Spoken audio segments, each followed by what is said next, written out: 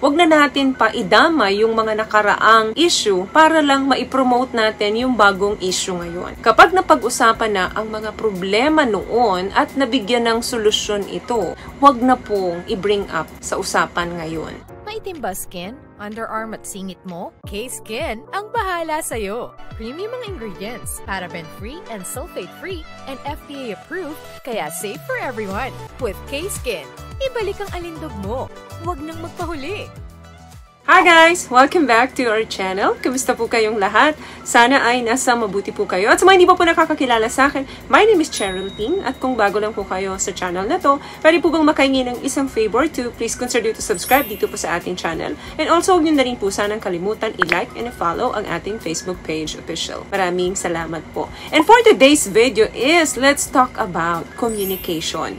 Marami tayong video na nagawa na tungkol sa communication. Alam naman natin, ang pag-uusap ay laging susi sa matagumpay na relasyon. Ang tanong, papaano ba kayo makikipag-communicate sa partner ninyo?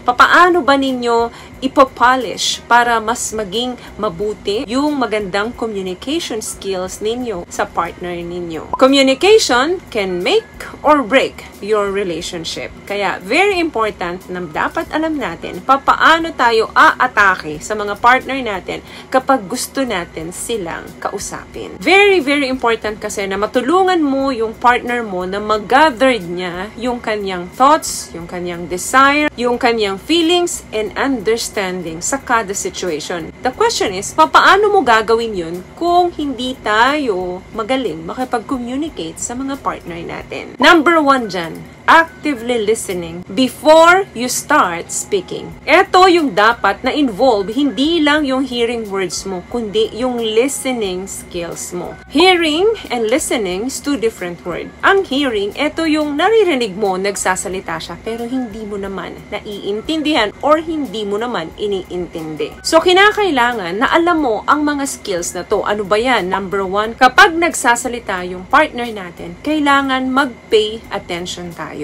Number 2, nag-pay attention ka without judgment. Number 3, antayin mo siya na mag-share sa'yo ng kanyang thoughts. Number 4, kinakailangan may clarity. Tayin natin na matapos yung partner natin na magsalita bago tayo magsalita. Para maramdaman ng partner mo na concern ka doon sa sinasabi niya. Ang pakikinig sa mga partner natin, hindi lang dapat tenga ang ginagamit natin. Gamitin din natin ang ating body language and gesture. For example, nakikinig ka nga, pero nakikita naman niya, hindi ka nakaharap sa kanya, tapos para kang nagdadabog, nakakunot ang kilay mo, naka-smid ka, nakasimangot ka. So, wala pong gesture kapag ganon. Kaya, very important na kapag nagsashare na yung mga partner natin, kinakailangan hindi lang tayo nakikinig, but instead, seryoso tayong nakaharap sa kanila at nakatingin habang nagsasalita sila. Para mas maintindihan natin kung saan nanggagaling yung feelings nila. Number 2, kailangan na committed ka, maging open and honest doon sa person mo. Yung open ka at truthful ka sa partner mo is very essential para ma-retain ninyo yung integrity and trust ninyo sa isa't isa. Huwag kang matakot na mag-share ng thoughts and feelings mo doon sa partner mo kahit na minsan may pag-aalinlangan ka na baka hindi siya mag-agree doon sa sinasabi mo. Basta i-consider mo lang na dapat tama ang timing mo and i-approach mo siya with your kindness. Pwede mong sabihin sa kanya na mahirap din sa akin to na pag-usapan ito pero kailangan natin pag-usapan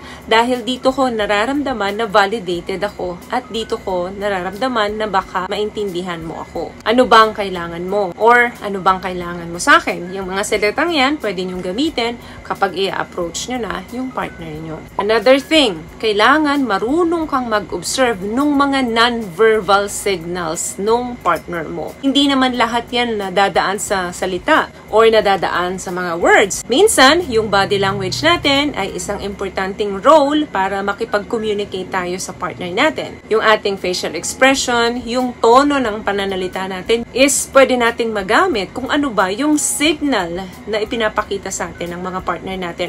May mga tao po kasi talagang hindi magaling sa salita, sa action nila ito nagagawa. Kaya minsan, pagdating din sa mga feelings nila, hindi nila alam kung anong words ang gagamitin nila. Kaya naipapakita na lang nila yun sa actions nila. Another thing, stay focused on the here and now. Ano pong ibig kong sabihin? Kapag nakikipag-usap kayo sa mga partner ninyo, it's a good idea na simplihan lamang ang pakikipag-usap doon sa mga partner natin kung ano lang ba talaga yung gusto nating sabihin. Huwag na natin pa idama yung mga nakaraang issue para lang maipromote natin yung bagong issue ngayon. Kapag napag-usapan na ang mga problema noon at nabigyan ng solusyon ito, huwag na pong i-bring up sa usapan ngayon. Kasi kapag ibinabalik mo yung noon pang napag-usapan ninyo, hindi po magiging healthy yung kalalabasan ng communication ninyo. Hindi magiging productive ang pag-uusap ninyo. Instead,